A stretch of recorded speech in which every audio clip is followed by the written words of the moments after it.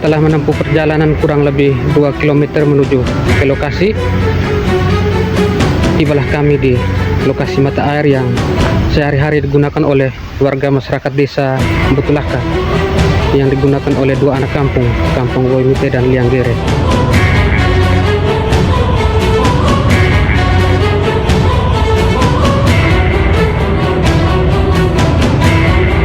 Eksistensi sebuah kelompok itu, maka kita akan berkomunikasi dan bahkan setelah membentuk kelompok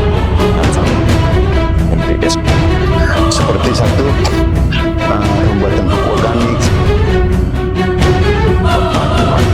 terdapat produk kelompok petani yang ada di desa itu bisa punya koperasi.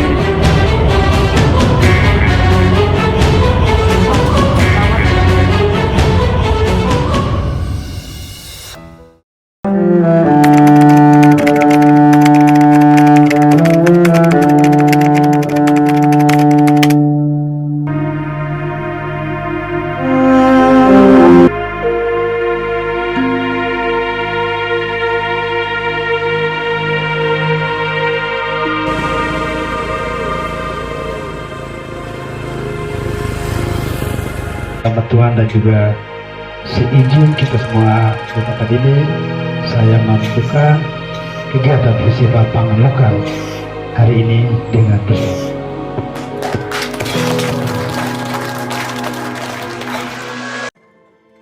Di Kabupaten Ende, Provinsi Nusa Tenggara Timur, upaya peningkatan ketahanan pangan terus dilakukan melalui berbagai inisiatif, termasuk budidaya pangan organik oleh para petani lokal. Pangan lokal adalah jati diri kita. Berdasarkan slogan ini, Yayasan Tanaman Flores melakukan pendampingan petani di desa-desa dampingan dengan penekanan kepada konsumsi pangan lokal, sehingga petani bisa berdaulat atas pangannya sendiri. Langkah ini sejalan dengan arahan pemerintah pusat yang tertuang dalam Peraturan Menteri Desa Permendes Nomor 3 Tahun 2025 yang penekanannya tentang pentingnya alokasi dana desa untuk ketahanan pangan pada tahun 2025. Pemerintah pusat mengalokasikan dana desa sebesar 71 triliun rupiah dengan minimal 20% atau sekitar 16 triliun rupiah dialokasikan khusus untuk program ketahanan pangan. Kebijakan ini bertujuan memperkuat swasembada pangan nasional dan mendorong desa-desa untuk memanfaatkan potensi lokal dalam memenuhi kebutuhan pangan masyarakat.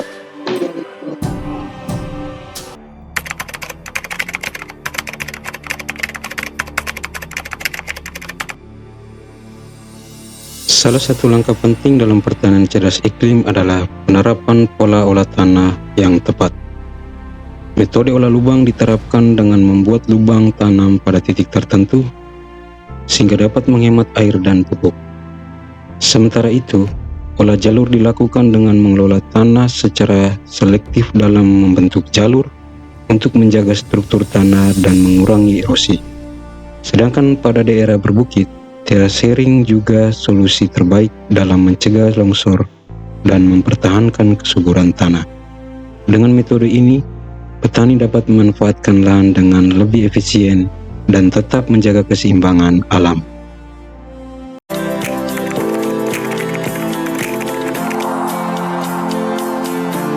Selain pengolahan tanah, pupuk organik menjadi kunci dalam peningkatan kesuburan lahan secara alami. Di tengah tantangan pertanian modern, penggunaan pupuk organik menjadi solusi utama untuk meningkatkan kesuburan tanah dan menjaga keseimbangan ekosistem. Menyadari pentingnya hal ini, Yayasan Tanaman Flores telah mengadvokasi pemerintah desa agar lebih berpihak pada keberlanjutan pertanian. Melalui dialog dan pendampingan yang intens, Yayasan Tanaman Flores berhasil mendorong pemerintah desa untuk berkomitmen dalam mendukung petani. Nah, dalam proses perjalanan kurang lebih 2-3 tahun kemarin, saya mengambil kebijakan bersama dengan pendamping Hanla, yaitu Pak Andre, bagaimana untuk menciptakan inovasi baru di desa ini dalam menjawab kebutuhan masyarakat berkaitan dengan kekurangan pupuk. Nah, maka kami coba untuk alokasikan anggaran, satunya untuk pembuatan rumah pupuk, yang kedua kami mengeluarkan anggaran juga, mengalokasikan anggaran juga untuk pelatihannya. Setelah punya rumah pupuk, kami berpelatihan. Rumah pengolahan ini akan menjadi pusat inovasi bagi para petani dalam memproduksi pupuk organik secara mandiri. Dengan adanya fasilitas ini, petani yang tergabung dalam kelompok dapat mengolah limbah pertanian menjadi pupuk berkualitas tinggi, mengurangi ketergantungan pada pupuk kimia, dan meningkatkan produktivitas lahan mereka secara berkelanjutan.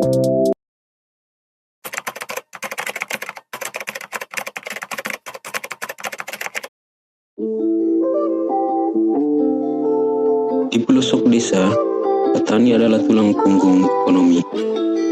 Namun, tantangan kemiskinan dan akses terhadap sumber daya masih menjadi hambatan utama. Untuk mengubah kondisi ini, Yayasan Tanah Nueva Flores hadir mendampingi para petani agar mereka dapat mengelola potensi desa dan membangun usaha ekonomi bersama. Langkah pertama menuju kemandirian adalah membentuk kelompok tani yang solid. Dengan bergabung dalam kelompok, para petani tidak hanya memiliki wadah untuk belajar dan berbagi pengalaman, tetapi juga dapat mengakses peluang usaha dan pendanaan yang lebih luas. Dengan adanya pelatihan ini, mungkin ke depannya saya ingin mencoba agar tetap mempertahankan dalam kelompok ini, agar lebih maju dan tetap semangat dalam memperjuangkan untuk mendapat keberhasilan. Melalui pemanfaatan potensi desa, para petani mulai membangun usaha ekonomi seperti pengolahan minyak kemiri yang menjadi komoditas bernilai tinggi. Selain itu, kelompok tani juga mengembangkan usaha bersama simpan pinjam untuk mendukung kebutuhan modal usaha dan UBSP pangan untuk memastikan ketahanan pangan di desa.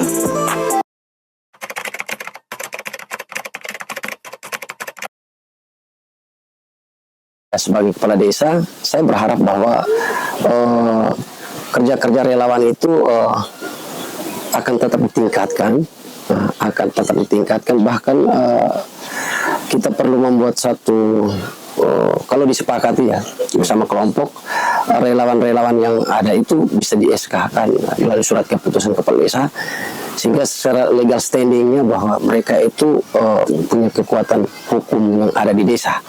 Maka kita berharap kalau memang kelompok dan juga pemerintah untuk memperkuat peran mereka, Yayasan Tanah Nueva Flores hadir dengan pendekatan people-led development, yang artinya pembangunan yang dipimpin oleh masyarakat itu sendiri. Dari itu beberapa upaya pemerintah desa dari tahun sebelum itu sudah kita lakukan pembentukan kelompok dan pemberian SK kelompok.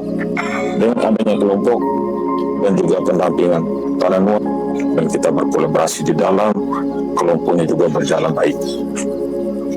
Kami dari desa juga tidak pernah lepas setelah membentuk kelompok akan memberi SK itu, kita juga mendamping mereka dengan lewat bantuan.